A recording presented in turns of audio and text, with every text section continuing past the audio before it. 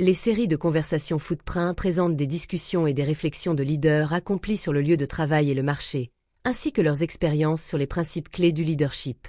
En tant que croyants, nous sommes censés mettre en pratique ces principes bibliques de leadership sur notre lieu de travail et sur le marché pour nous aider à remplir notre vocation. La conversation Footprint de cette semaine porte sur la deuxième partie de la bienveillance. La semaine dernière, le prince Jonathan a utilisé son expérience professionnelle pour démontrer que la bienveillance va au-delà du partenariat et reflète l'image du Seigneur en nous lorsque nous faisons preuve de bienveillance envers les autres. Cette semaine, nous avons la chance d'accueillir le PDG de Boaz & Co, un homme d'affaires prospère, pour nous aider à comprendre la bienveillance comme un principe de leadership biblique dans le monde des affaires. Veuillez accueillir chaleureusement Monsieur Boaz dans la série de conversations Footprint.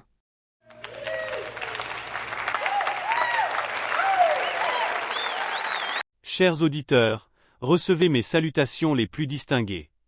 C'est un plaisir de prendre part à cet échange. Nous vous sommes très reconnaissants pour votre disponibilité, malgré votre emploi du temps chargé, pour discuter de ce principe très important de leadership dans le monde des affaires. Évidemment, la bienveillance est aujourd'hui très rare dans le monde des affaires, et je suis heureux d'être la voix qui fait écho à ce principe important de leadership biblique.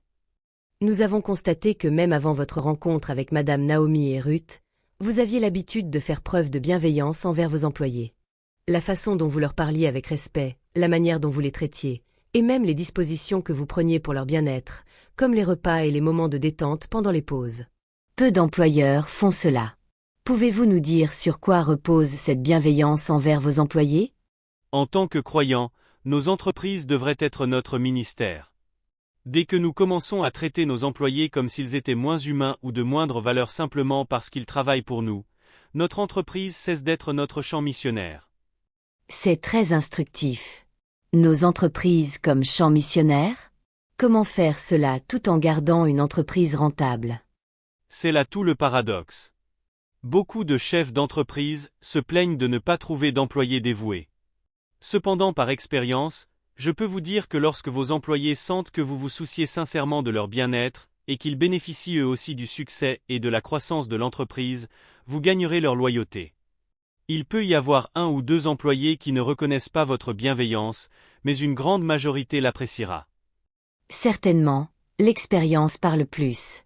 Abordons à présent le sujet de Madame Naomi et de sa belle-fille Ruth. Dans quelle situation les avez-vous rencontrés? Très douloureux. Quand quelqu'un dit « Ne m'appelez plus agréable, mais appelez-moi Mara ou amère », cette personne exprime l'amertume qui déborde de son cœur. Effectivement, c'est de l'abondance du cœur que la bouche parle. C'est dans Luc 6, verset 45. Pour une raison ou une autre, j'ai fini par comprendre l'origine de cette amertume. Les gens voyagent généralement à l'étranger pour améliorer leurs conditions de vie, mais c'était tout le contraire pour elle. Elle a enterré son mari et ses 2 fils à l'étranger, et a béni le cœur de Ruth, sa belle-fille, qui est revenue avec elle. Je me demande comment elle aurait pu s'en sortir si elle était revenue seule, vieille, fragile et pauvre.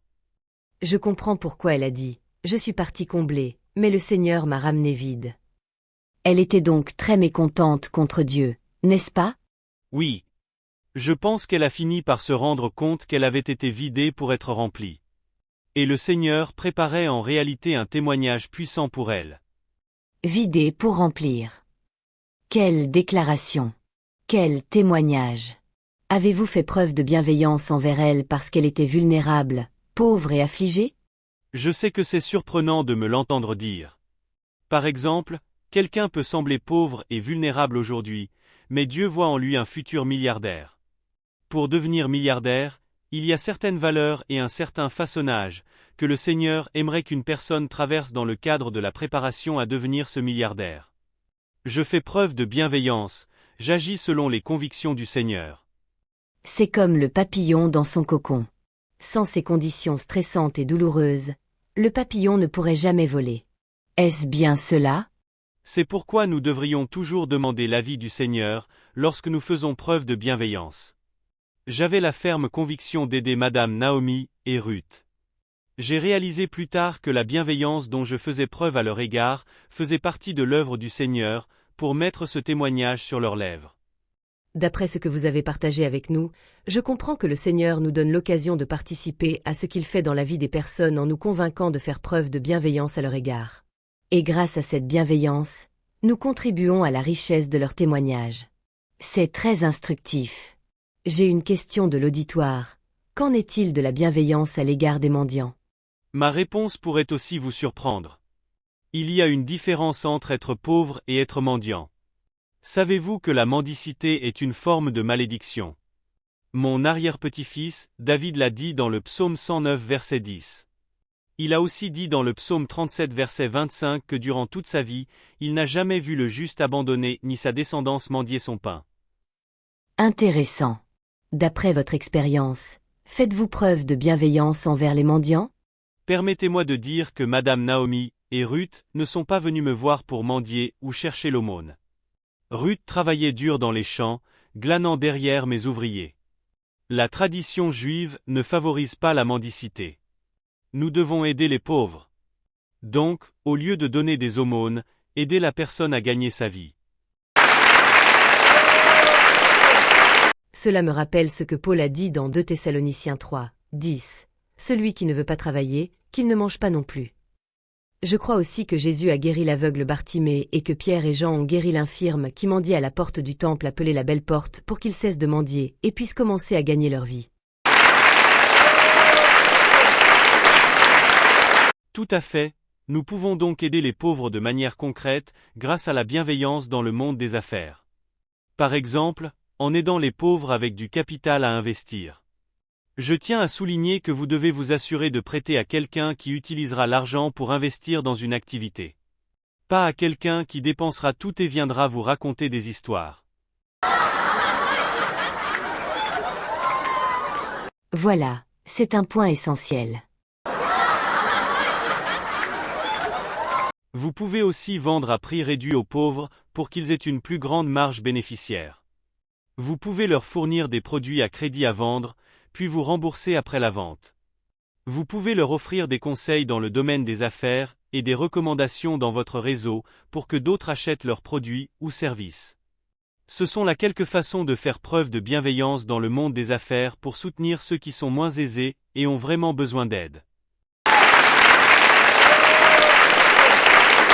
Il s'agit de suggestions substantielles issues de l'expérience. Audience. La bienveillance ne se limite pas à donner de l'argent. En particulier lorsqu'il s'agit de faire preuve de bonne volonté à l'égard des pauvres, souvenons-nous de Proverbe 19, 17. Celui qui fait preuve de bienveillance envers les pauvres prête à l'Éternel et il le récompensera pour ce qu'il a fait.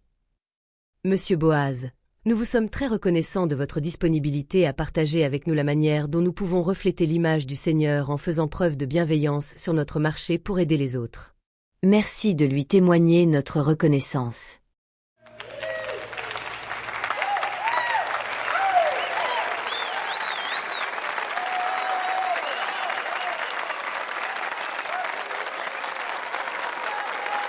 Si la série de conversations Footprint a été une bénédiction pour vous, veuillez la transmettre à d'autres personnes pour qu'elle soit une bénédiction pour d'autres. Êtes-vous un croyant déterminé à réaliser votre vocation professionnelle sur votre lieu de travail et sur le marché? Nous avons plusieurs ressources pour vous aider à le faire. Il vous suffit de vous abonner à la chaîne YouTube pour recevoir les nouvelles ressources que nous créons chaque semaine. Si vous possédez aussi des talents créatifs, contactez-nous et laissons-le céder au Seigneur pour qu'il l'utilise pour avoir un impact sur le royaume.